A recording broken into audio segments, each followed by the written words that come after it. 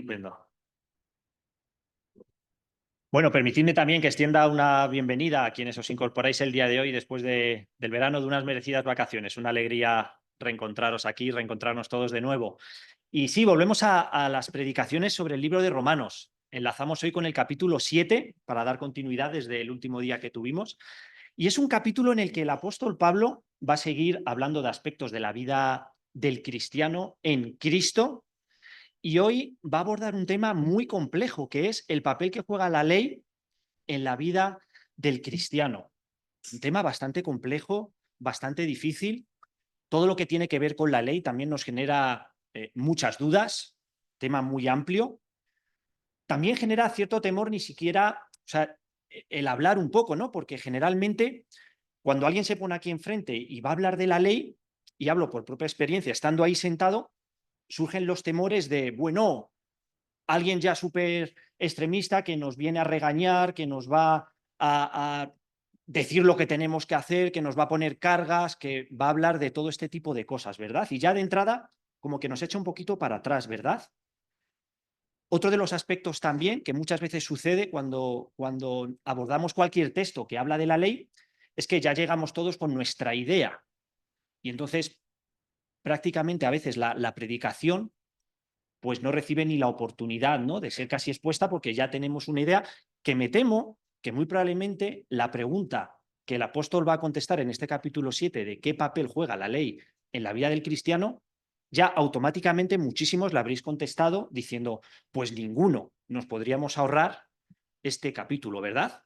Bueno, pues por todo esto, yo creo que merece la pena que antes de abordar directamente el capítulo 7, tengamos un tiempo previo en el que comentar algunos aspectos de la ley y además quiero hacerlo enunciando alguna serie de ideas, de afirmaciones que a veces escuchamos, decimos y tratando de ver si son correctas o no, o tratando de dar una visión un poco diferente a todo esto. Entonces, vamos con la primera, ¿no? Que, por el principio, ¿no? ¿Qué es la ley? Pues generalmente, pues cuando pensamos en la ley la vemos como un conjunto de reglas, de normas, de otro tiempo y que además muchas de ellas pues no tienen mucho sentido para nosotros. Y por todo ello, pues es algo a lo que no prestar demasiada atención, son cosas del pasado y que poca utilidad tendrían para nosotros hoy. Esta es un poco la idea que os lanzo para, a partir de esta idea, pues tratar de analizar o exponer si esto es correcto. Me pregunto en primer lugar, ¿qué es una ley en general? No tanto ni siquiera la ley en la palabra de Dios. ¿Qué es una ley? La semana anterior hubo unas noticias bastante tristes aquí en España. En la misma semana, no sé si supiste, que hubo un par de atropellos con fuga del conductor, dos atropellos diferentes, uno a una anciana y otro a un chico y una chica jovencitos, con fuga de quien les atropelló después de arrastrarles por el suelo, algo bastante triste y lamentable. Decía uno de los padres en las declaraciones a la televisión, al enterarse de que la persona que había realizado este atropello, en este caso a los chicos jóvenes, a uno de sus hijos, había sido puesta en libertad, exclamaba casi con lágrimas delante del micrófono, este es el país que tenemos, esto es lo que tenemos, estas son nuestras leyes, esto es lo que nos toca vivir. Lo decía con completo enfado, ironía, rabia, ¿no? Y obviamente como una queja. Este es el país que tenemos. Es cierto que en un primer nivel las reglas, las leyes, o sea, la ley sí es un conjunto de reglas, un conjunto de normas, parece algo como muy, ¿no?, un texto de cosas que hay que hacer, que no hay que hacer y poco más. Pero en un segundo nivel, una ley lo que está realmente mostrando es quiénes somos, es qué es lo que priorizamos, qué es lo que deseamos. En el caso de un país, ¿qué es lo que queremos cuidar como país? ¿Qué es importante para nuestro país? Por eso las leyes en los países son diferentes. ¿Qué nos define y nos diferencia de otros? Y lo manifestamos a partir de nuestras leyes. ¿No es esto algo que ocurre también en cualquier empresa, en un empleo en el que te marcan, ¿no?, cómo se trabaja en esta empresa, lo que se hace? ¿No es lo que hacemos en cada uno de nuestros hogares? En todos nuestros hogares, más o menos estructurado, escrito o no escrito, hablado o no hablado, pero hay una ley en el hogar que dice lo que se hace y lo que no se hace en ese hogar, cómo nos comportamos, y en el fondo está manifestando cómo queremos que sea ese hogar y quiénes somos nosotros, qué priorizamos, qué es importante para nosotros. Por lo tanto, si eso es una ley, o más bien es el segundo nivel o lo que manifiesta una ley, cuando hablamos de la ley de Dios, la ley del pueblo de Dios, podríamos hablar de los deseos de este Dios, de las prioridades de este Dios, de lo que busca, de lo que es importante para este Dios. En cierto modo, de una forma que tiene este Dios de darse a conocer. Y se da a conocer a un pueblo al que no quiere solo liberar y decirle, bueno, ya eres libre, ahí tienes el mundo para ti, pues camina, haz tu vida, que yo ya te he liberado. No, es un pueblo con el que Dios quiere morar, con el que quiere vivir, hacer hogar, andar con él y estar en medio de él. Tras liberar al pueblo de Egipto, no busca un pueblo que viva independiente de su Dios, sino quiere morar y vivir con este pueblo. Un pueblo, además, al que aparta, al que escoge y al que le convierte en un pueblo único, único, al que entrega la ley como un privilegio que permite a este pueblo conocer a Dios, como ningún otro pueblo le va a poder conocer a través de su ley, sus deseos, quién es, lo que quiere, lo que es importante para él, y que además va a habitar con ellos como en un hogar. Un pueblo único porque este conocimiento le va a permitir alcanzar una intimidad y una relación única con este Dios como ningún otro pueblo a partir de conocerle. Y al que encarga la misión de ser testimonio y ejemplo al resto de pueblos que, viendo cómo vive este pueblo, anuncia cómo es el Dios al que sirve y al para que vive, y es de testimonio a las naciones a través de una ley que abarca los aspectos civiles de la nación, como el resto de pueblos, los aspectos morales de comportamiento entre sus habitantes y una serie de ceremonias de adoración a este Dios totalmente diferentes a las del resto de pueblos. Es algo extenso, pero quiero leerlo porque creo que merece la pena. Mirad, yo os he enseñado estatutos y decretos, como Jehová mi Dios me mandó, para que hagáis así en medio de la tierra en la cual entráis para tomar posesión de ella. Guardadlos, pues, y ponedlos por obra, porque esta es vuestra sabiduría y vuestra inteligencia ante los ojos de los pueblos, los cuales oirán todos estos estatutos y dirán, ciertamente pueblo sabio y entendido, nación grande es esta. Porque ¿qué nación grande hay que tenga dioses tan cercanos a ellos como lo está Jehová nuestro Dios en todo cuanto le pedimos? ¿Y qué nación grande hay que tenga estatutos y juicios justos como es toda esta ley que yo pongo hoy delante de vosotros? La ley no se entrega para complicar la vida al pueblo, no se entrega como un tormento, se entrega como un privilegio, se entrega como la sabiduría de este pueblo que será alabada por el resto de pueblos al identificar su gran diferencia. Es mucho más que una serie de reglas. Teníamos un segundo punto que es el Antiguo Testamento. Cuando pensamos en la ley, cuando pensamos en el Antiguo Testamento, surgen para nosotros algunas ideas como que Dios dio la ley a su pueblo en este tiempo para que pudiese ser salvo a través de la ley, que Dios mantenía su amor, su relación y habitaba con el pueblo si éste cumplía la ley. Por tanto, la ley fue un tormento fría, superficial y rechazada por el pueblo. Veamos estas ideas. Dios da la ley para que el pueblo pudiese ser salvo. Si pensamos en el momento en el que Dios entrega la ley, en el desierto, el libro de Éxodo, por su mitad, si ubicamos este momento tras la salida de Egipto, Dios ya tiene, desde antes, desde mucho antes de entregar la ley, tiene relación con el pueblo al que ha manifestado su amor, muchísimo antes de entregarle la ley. De hecho, Dios entrega la ley a un pueblo que ya ha sido liberado. no entrega la ley a un pueblo esclavo para que pueda encontrar la libertad.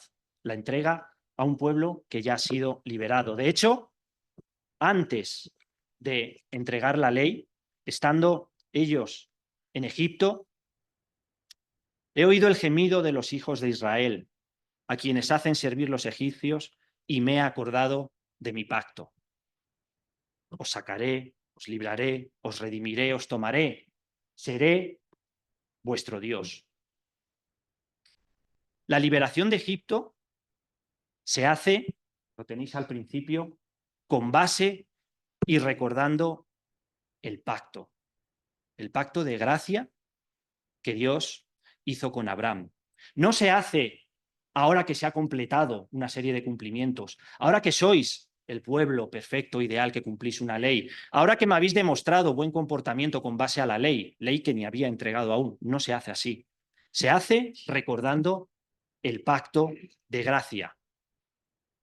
El pueblo, de hecho, experimenta la liberación de Egipto en esta celebración de la Pascua, con estos sacrificios de corderos que hacen que la muerte no visite a cada familia y que a la mañana siguiente el pueblo sea liberado, sin ningún tipo de presencia de la ley en todo este proceso de liberación.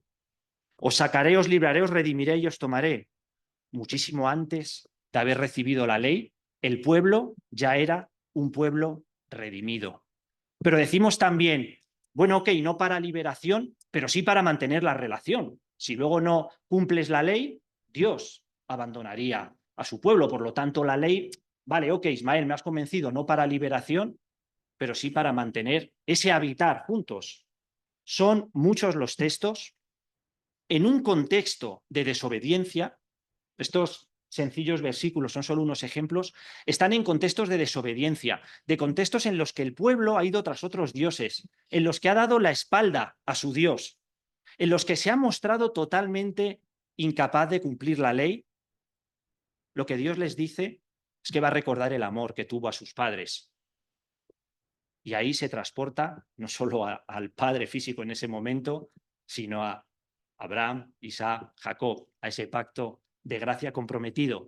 Ahí Dios, en la desobediencia, recuerda ese pacto, esa palabra, recuerda esa gracia que extendió.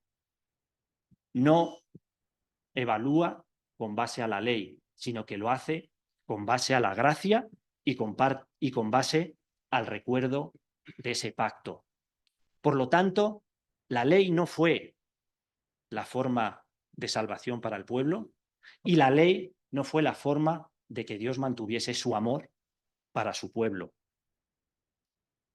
Y decimos también muchas veces que esta ley actuaba como un tormento. Era el tercer punto de esta sección del Antiguo Testamento, como algo frío, superficial, que el pueblo meramente se limitaba a intentar cumplir sin ver nada más. Abre mis ojos y miraré las maravillas de tu ley. Las maravillas de tu ley. Una ley, lo hemos visto, de sabiduría, de grandeza, que habla de nuestro Dios. ¿Cómo no va a encerrar maravillas aquella que muestra cómo es y lo que quiere nuestro Dios? Y pide el autor, abre mis ojos, porque efectivamente, con unos ojos velados, con una lectura superficial, con un propósito de mero cumplimiento sin entender ni siquiera por qué y lo que Dios quiere decirte, estando ciego, no ves esas maravillas. Ves leyes como las de otros pueblos. Abre mis ojos y miraré las maravillas de tu ley.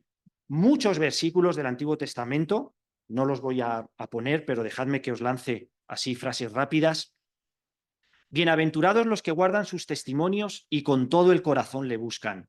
Hazme entender el camino de tus mandamientos para que medite en tus maravillas. Dame entendimiento y guardaré tu ley y la cumpliré de todo corazón. Guardaré tu ley y andaré en libertad, porque busqué tus mandamientos. Tu ley es mi delicia. Son todo textos dispersos, no es así continuo, no son versículos seguidos. Tu ley es mi delicia. Ley y gracia, Nuevo Testamento, y llegamos a Romanos 7. Ley y gracia. Otro de los temas en los que también tenemos una serie de ideas generalmente, ¿no? Bueno, ley y gracia, dos términos completamente opuestos e incompatibles, podríamos decir. De hecho, aplican a épocas diferentes. La ley es de antes, de una época en la que era salvación por ley, y ahora es la época de la gracia. Y básicamente la diferencia entre Antiguo y Nuevo Testamento es la ley y la gracia. El tiempo de la ley, el tiempo de la gracia, la salvación de la ley, la salvación de la gracia. Estas son otras ideas que también a veces vienen a nuestra mente cuando pensamos en ley y gracia. Ley y gracia son opuestas e incompatibles. Yo creo que nos sucede algo, esto lo he hecho analizándome a mí, y es que inconscientemente cada vez que leo la palabra ley, no sé si es mi cerebro o lo que sucede, que es como que leo obras. Aunque pone ley, leo obras. Leo salvación por obras. Leo legalismo. Por lo tanto, si me dices, ¿es incompatible ley y gracia? ¿Son contrarios? Claro, si yo donde pone ley leo obras, salvación por obras, legalismo, mi respuesta va a ser totalmente. Ni me hables de la salvación por ley, ni me hables de la salvación por obras, ni me hables del legalismo. ¿Es correcto esta sustitución de la palabra ley por la palabra obras y tener que elegir una u otra? No es correcto, porque como hemos visto, en ningún caso estamos hablando de dos posibles vías de salvación y tenemos que elegir la mejor. La ley no es una vía de salvación, no es el opuesto a la gracia. No estamos comparando dos cosas que son del mismo ámbito. Bueno, pero sí aplican en épocas diferentes, ¿no? Antes la salvación era por ley, que esto ya no deberíamos decirlo, porque si no hay salvación, pero bueno, dejemos la frase. Antes la salvación era por ley y ahora es por gracia, que reemplazó y vino para anular la ley y desterrarla. Bueno, pues realmente en todo tiempo, es decir, en toda la Biblia, en todo tiempo, ambas, ley y gracia, han estado presentes. ¿Cómo no va a estar la gracia presente de principio a fin? ¿Cómo podemos decir que la gracia vino con el Nuevo Testamento? Pero es que vamos a arrebatar a nuestro Dios la manifestación de su gracia, el amor basado en su gracia, la relación con su pueblo basada en la gracia, la vamos a arrancar de la historia de la salvación del pueblo de Dios y arrancar toda esa historia haciendo desaparecer la gracia. Claro que la gracia ha estado presente en todo tiempo, por lo tanto limitarla al Nuevo Testamento es un error. Y la ley ha estado y está presente en todo tiempo. Obviamente, en un tiempo, la ley decía al pueblo de Dios, cuando cosechas, no recojas todo, deja algo para cuando vengan los pobres. Y hoy te dice que te acuerdes de los que pasan necesidad. La ley como manifestación de la voluntad de Dios, de sus deseos, de lo que Él quiere, de lo que Él promueve, de lo que Él es, de lo que a Él le agrada, Dios siempre ha manifestado al pueblo estos deseos. En todo tiempo Él ha manifestado su voluntad, sus deseos. ¿Quién es? Totalmente adaptados al contexto, al momento, y jamás ha basado el amor y la aceptación a su pueblo con el cumplimiento de estos deseos, sino que siempre lo ha basado en la gracia. Por tanto, afirmar que la diferencia entre el Antiguo y el Nuevo Testamento es la ley y la gracia, pues pienso, opinión, que no sería correcto. La diferencia no es que en el Antiguo Testamento se exigía el cumplimiento de la ley para ser aceptado por parte de Dios. Y ahora ya menos mal que nos han librado de esto, porque ya en el Nuevo Testamento llega la gracia y ya no se nos pide esto. Esa no es la diferencia entre Antiguo y Nuevo Testamento. La diferencia entre Antiguo y Nuevo Testamento es que el Antiguo Testamento fue el tiempo de las promesas y el Nuevo Testamento es el tiempo del cumplimiento. Esa es la diferencia entre Antiguo y Nuevo Testamento. Eso es lo único que nos permite separar nuestra Biblia en dos. El tiempo de los anuncios y el tiempo del cumplimiento. Obviamente, en toda esta progresión hay cambios. Y lo que Dios demanda, pide a su pueblo, lo adapta a cada tiempo. Y obviamente hay cambios en la ley de Dios. Muchísimas de las cosas que se pedían hoy día ya ni siquiera aplican. No tendría sentido pedirlas por contextos históricos, sociales, locales. ni siquiera tendrían sentido. Ya no vivimos como una nación. Otros, además, sería incluso ofensivo para Dios. El seguir realizando aquello que anuncia lo que ya ha sucedido, parecería que anula lo que ha sucedido, ¿no? Por lo tanto, muchísimos de los rituales, de las prácticas, no tienen sentido hoy y no hay que hacerlos. Por supuestísimo que Dios adapta la manifestación de estos deseos. Y sí que ha habido también un cambio importante anunciado, que es la venida del Espíritu Santo. Ese sí es también un gran cambio entre el Antiguo y el Nuevo Testamento. Un Espíritu Santo que nos enseña, que permite que ya no tengamos que acudir a una ley escrita en piedras, sino una ley escrita en nuestros corazones, siendo el Espíritu Santo, ahora sí, y no unas piedras, nuestra guía para decirnos cuál es la voluntad de Dios, lo que Él quiere, lo que Él espera de nosotros, cuáles son sus anhelos, sus deseos. Por tanto, ley y gracia conviven, existen en Antiguo y Nuevo Testamento, no siendo eso la diferencia. Nuevo Testamento. Cuando pensamos en el Nuevo Testamento y la ley, surgen algunas ideas, ¿no? Jesús criticó la ley, los apóstoles fueron para anunciar el mensaje de qué errónea era la ley. Menos mal que ahora llegó la gracia. Pablo, sin embargo, defiende la ley atacando la gracia, pretendiendo mantener la ley. Y de hecho el Nuevo Testamento nos dice que ya no estamos en la ley, que nos liberemos, que no nos engañe y que la desterremos. Son otras ideas. En el caso de Jesús, él criticó el uso incorrecto de la ley.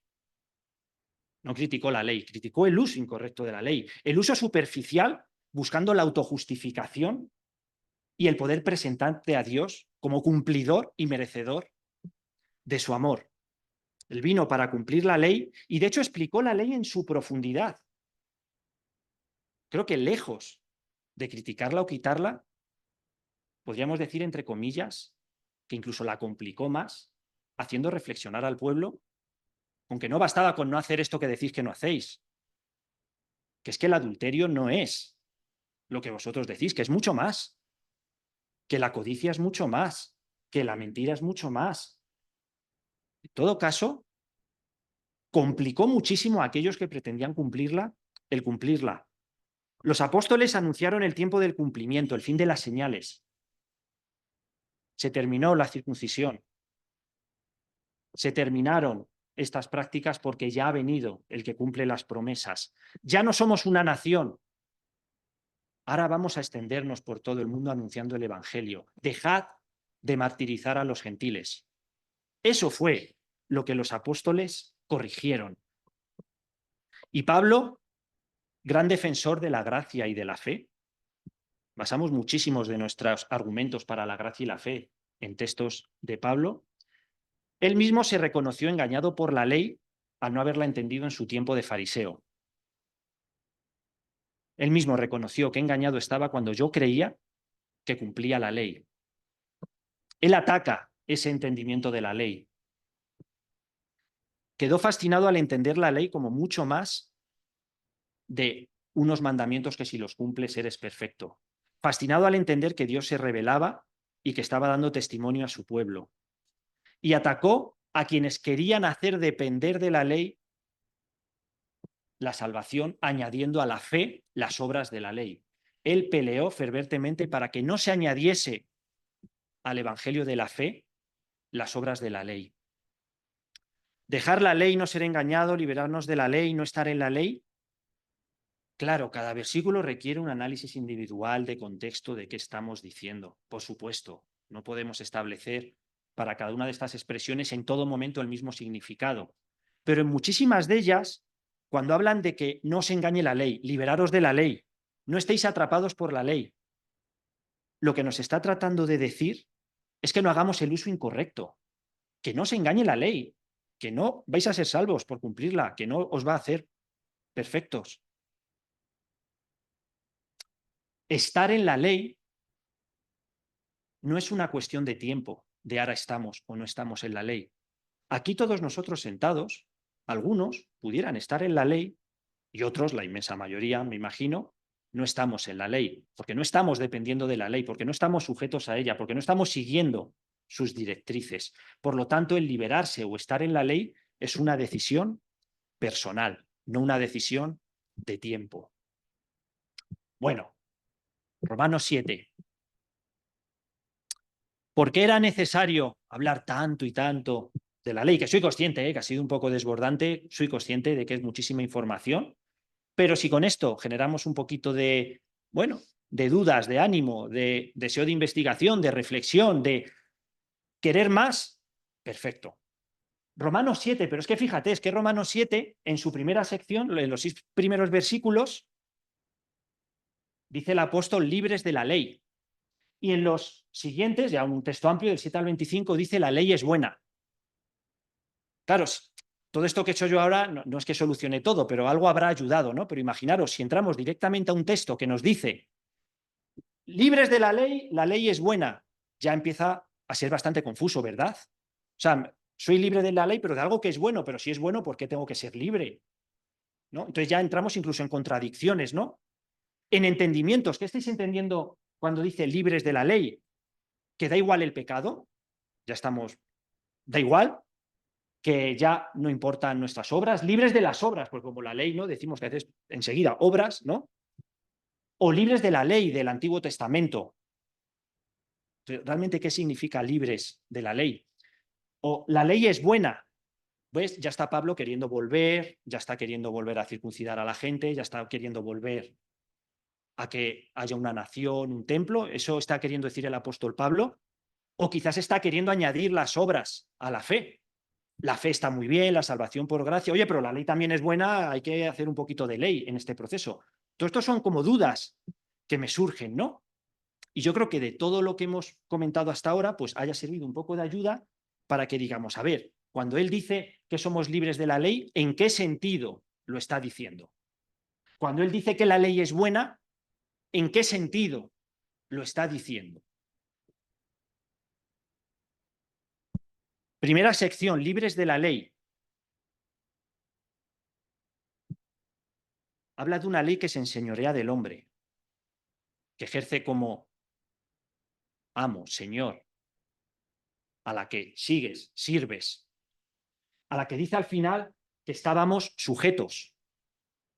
Antes, ¿quiénes? Vosotros, hermanos míos, aquellos que habéis muerto a la ley mediante el cuerpo de Cristo, para que ahora seáis de otros para llevar fruto para Dios.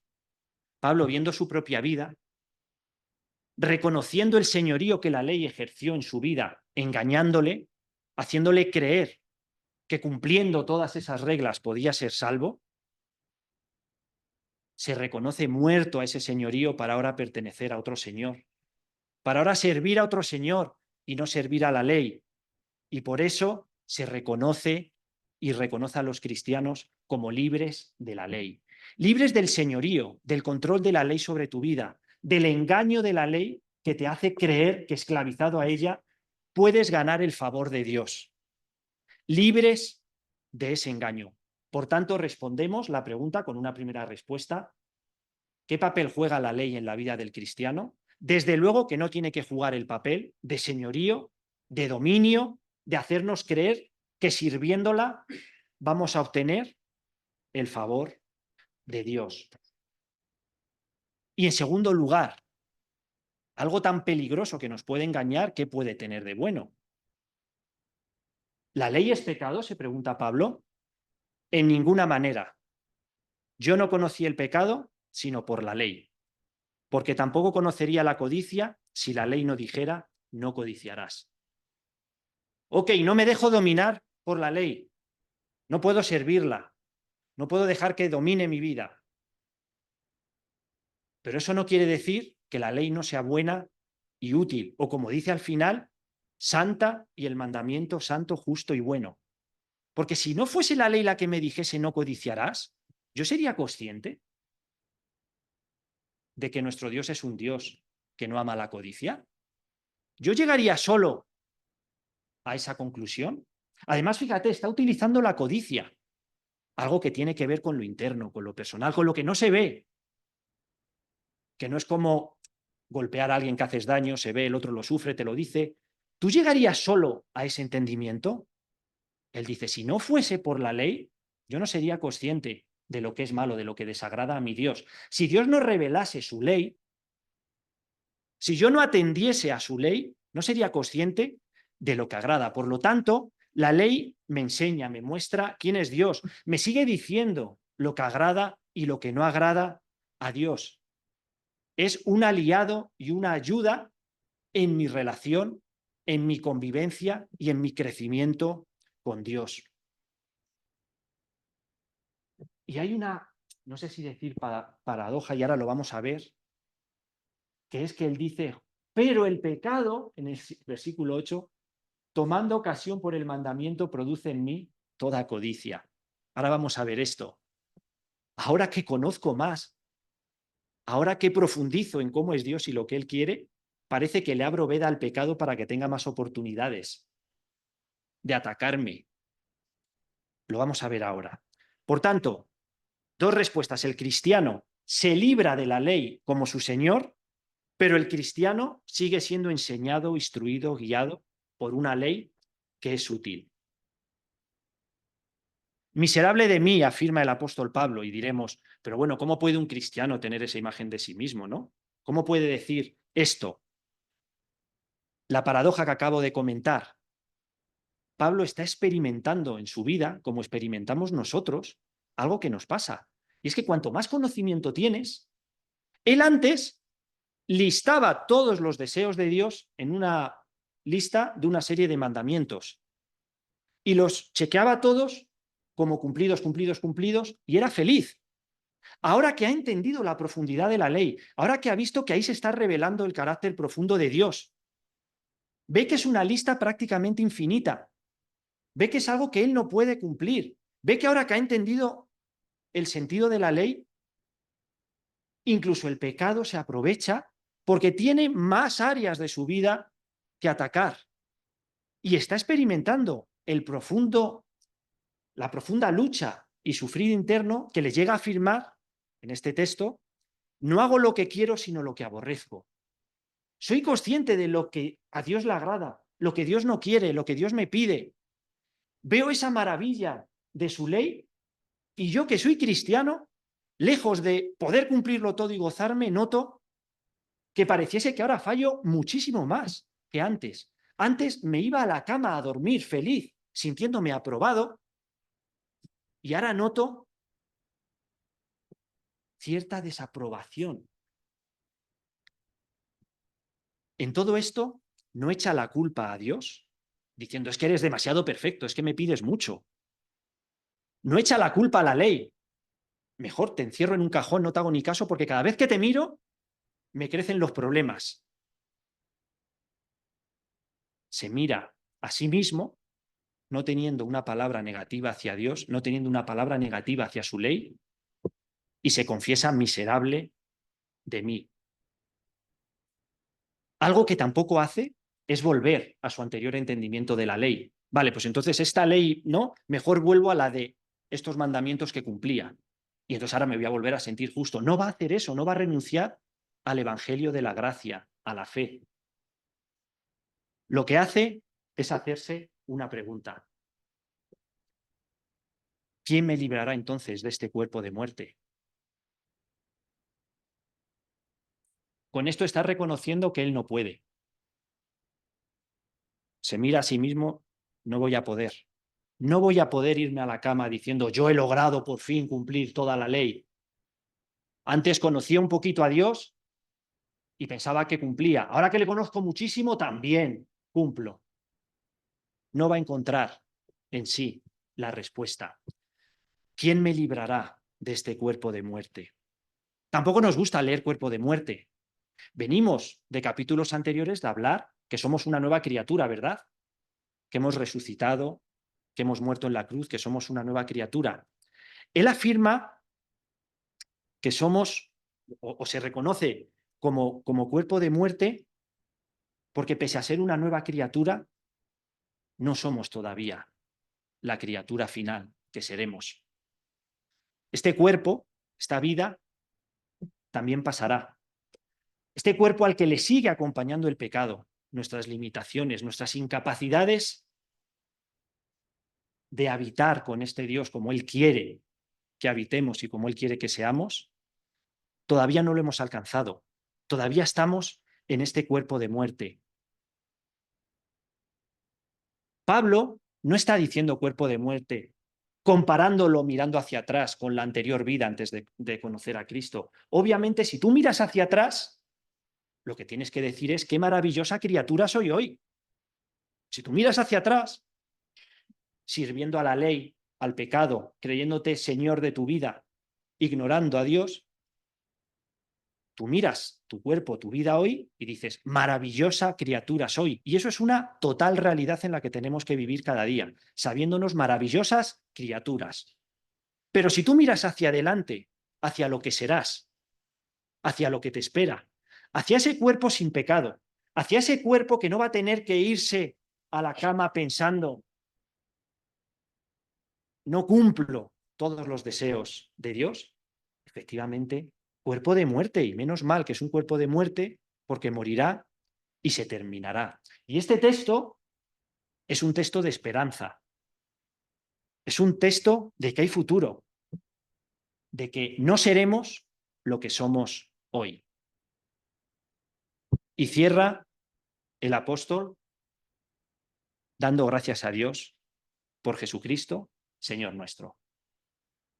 Cierra de una forma un poco rara, porque ante estas preguntas que se está haciendo, ante toda la argumentación, pareciese que debiera de terminar un poco concluyendo de una manera más explicada y tal, y es como que ya casi que caído, ¿no? Vencido, sobrepasado por todo, mirando hacia ese futuro, mirando su vida, mirando la liberación de la ley que ha sufrido, mirando sus luchas, mirando todo lo que nos espera, solo puede terminar dando las gracias a Dios por nuestro Señor Jesucristo, en quien confiamos antes de estar en Él y en quien tenemos que confiar estando en Él, pues es el único en el que encontraremos el descanso, la satisfacción y la alegría de la gracia y no el engaño de la ley.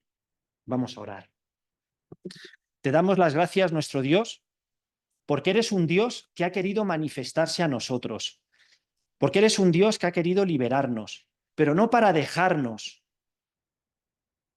no para que hagamos la vida que queramos. Has querido liberarnos para habitar con nosotros, para que seamos tu pueblo, para que tú mores en medio de nosotros, para que tú mores incluso en nuestros corazones como Espíritu Santo. Eres un Dios que quiere tener comunión con nosotros, que quiere mostrarnos quién eres, lo que te gusta, lo que quieres, cómo te comportas, lo que es importante para ti. Te damos gracias por la revelación que hemos recibido a través de la ley, que nos habla de ti. Pero gracias porque sabemos, porque tú lo dices, que es imposible que respondamos a esa ley con perfección, con obediencia perfecta, con cumplimiento que nos haga merecedores de tu amor. Pero gracias porque has provisto la gracia, porque has provisto la salvación, porque sigues recordando tus pactos, porque sigues recordando todas tus promesas.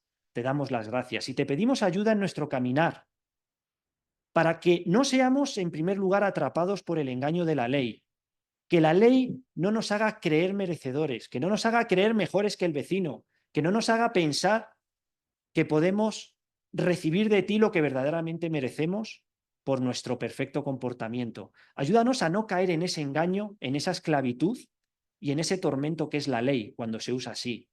Pero permítenos encontrar las delicias y las maravillas de tu ley cuando nos muestran lo que tú eres, cuando nos muestran lo que tú quieres de tu pueblo como testimonio al mundo, cuando nos muestran lo que tú quieres que cambiemos de nuestra vida. Danos las fuerzas, porque en este cuerpo de muerte en el que aún el pecado sigue obrando y sigue teniendo poder, pues es un cuerpo sujeto a luchas, sujeto a dudas, temores, errores, fallos. Necesitamos de tu ayuda para poder seguir adelante. Pero gracias porque sabemos que al final del camino está ese momento en el que tú nos tomarás, en el que seremos como tú eres, en el que tendremos nuestro nuevo cuerpo, en el que no quedará rastro del pecado y en el que estas luchas habrán desaparecido y en ese momento sí podremos habitar contigo sabiendo que habitamos como tú quieres que seamos, haciendo lo que a ti te agrada y gozando y disfrutando las maravillas que tú encierras. Ayúdanos en este caminar y protégenos de cualquier engaño o cualquier cosa que sea negativa para nosotros. En tu nombre, amén.